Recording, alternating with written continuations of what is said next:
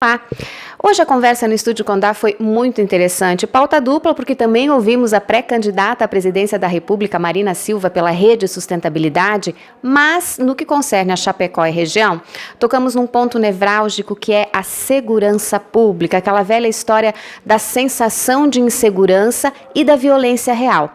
Tramita em Brasília um processo, uma possibilidade, digamos assim, que depende de votação e de sanção, mas que lança o SUSP, o Sistema Único de Segurança Pública. Fica perto o raciocínio do SUS, o Sistema Único de Saúde do Brasil.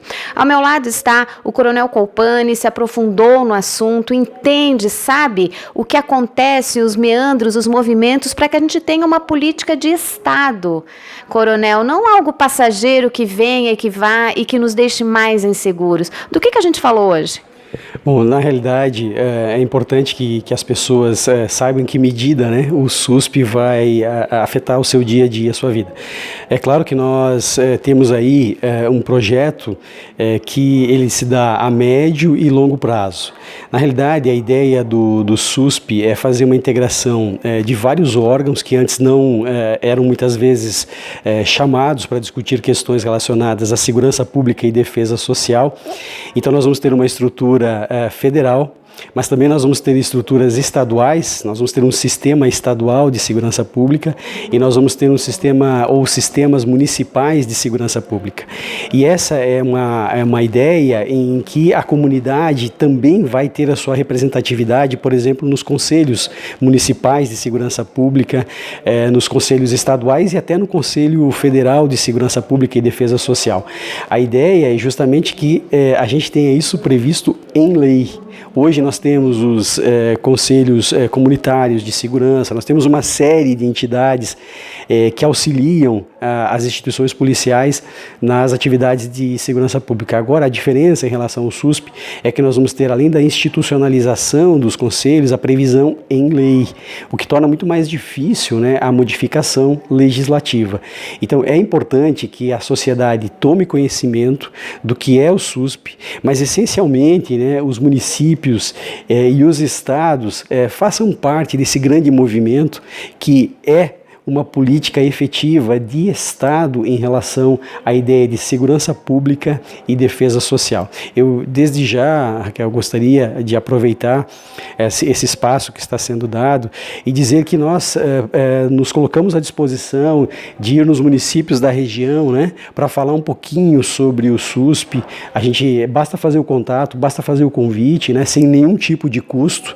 A gente pode ir nas prefeituras, nas câmaras de vereadores, para falar um pouquinho da importância do SUSP no âmbito do município e de forma prática, né, o que os municípios podem começar a fazer a partir da integração em relação ao Sistema Único de Segurança Pública, porque a ideia toda gira em torno de uma integração dos diversos órgãos e, para se fazer isso, muitas vezes a gente tem a necessidade de recursos e a legislação ela traz, né, o que o município tem que fazer, o que é necessário que o município tenha para conseguir esses recursos, né, que é fundamental, né, na ideia de uma melhora na segurança pública e defesa social. Não é só segurança pública, é defesa social também.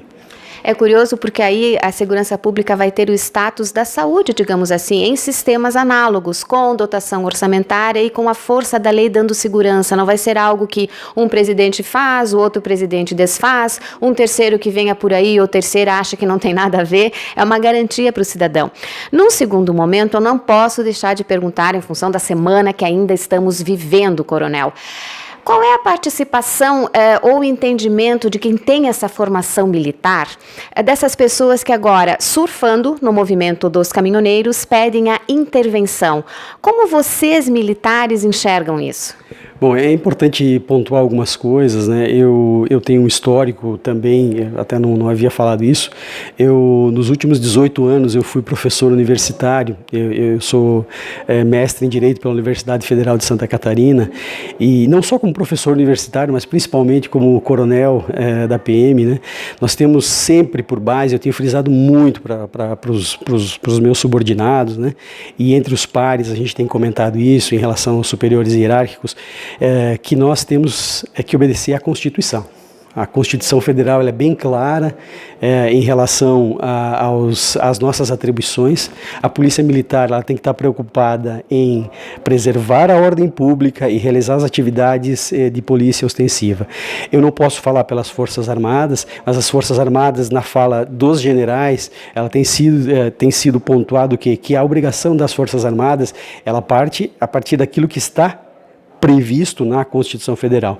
Então é claro que quando se fala em intervenção militar, muitas vezes as pessoas sequer sabem do que se trata exatamente uma intervenção militar e as consequências disso. Ontem foi falado, né, por um general, que agora não me recordo o nome, mas que ele não está olhando no retrovisor, ele está olhando para frente, né?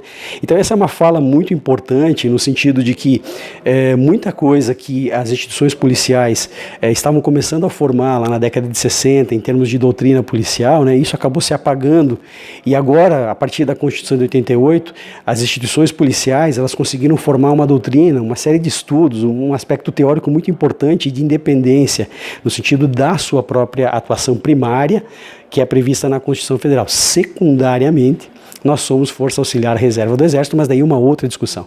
E em relação às Forças Armadas, se inverte, né? Eles têm a obrigação de defesa da pátria, a segurança nacional, a soberania nacional, e secundariamente eles podem agir como estão agindo em vários locais, na garantia da lei e da ordem, mas daí, claro, por decreto do presidente da República, ou seja, a ideia é sempre a obediência à Constituição Federal. Esse é justamente o nosso parâmetro para qualquer tipo de ação, e aí, é claro, abaixo da Constituição, a legislação infraconstitucional.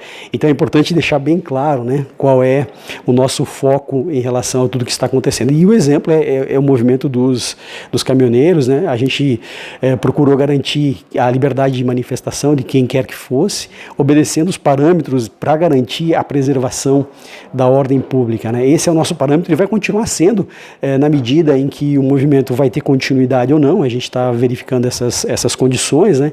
Mas a gente sempre vai atuar na garantia da preservação da ordem pública no sentido de que as vias estejam liberadas e de que a adesão ou não ao movimento ela seja voluntária.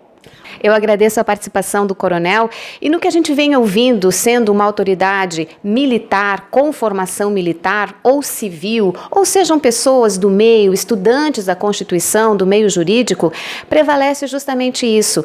A intervenção militar não está prevista na Constituição e creio que em momentos meio turbulentos como esses, a gente tem que se ater a esses princípios, a essas questões. Para o Clique RDC, Raquel Lang.